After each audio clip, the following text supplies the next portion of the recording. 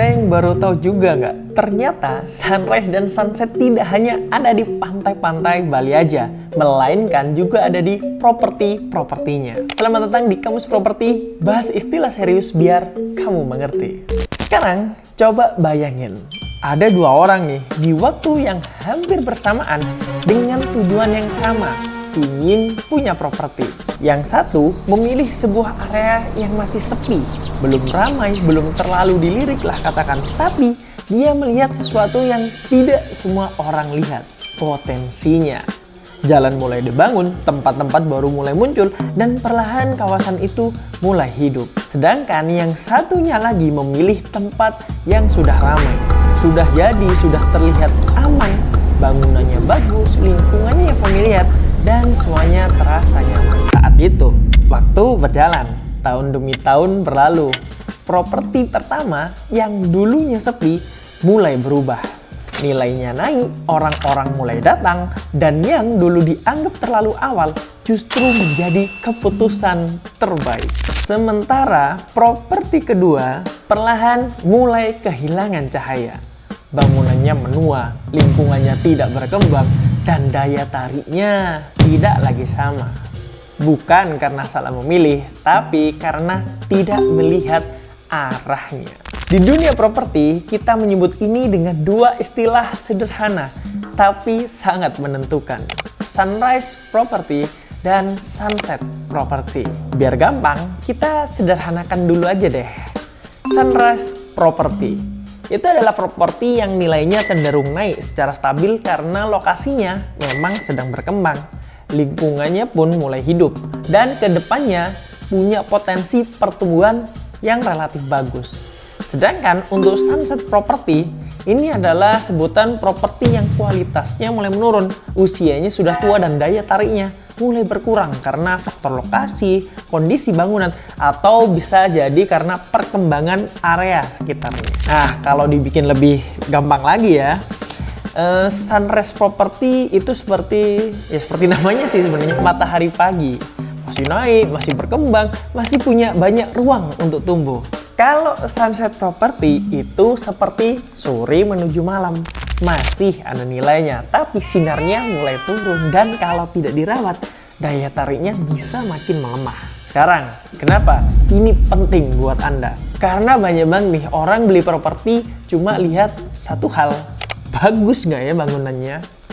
Padahal dalam investasi properti yang lebih penting justru harusnya pertanyaan yang ini.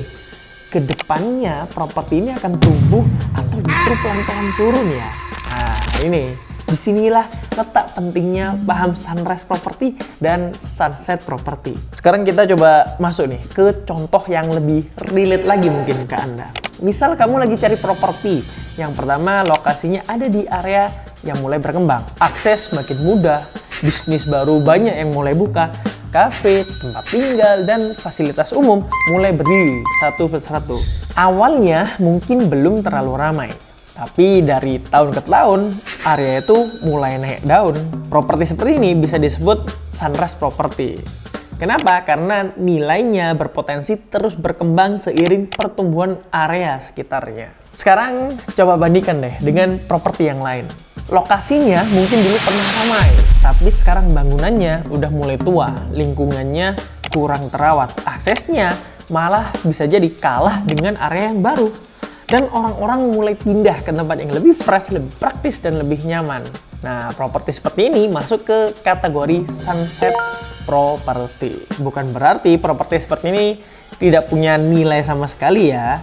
Masih bisa punya value, tapi tantangannya emang lebih besar. Kayak gitu tadi, di dunia properti, perbedaan kecil seperti ini bisa berdampak besar ke masa depan investasi kamu.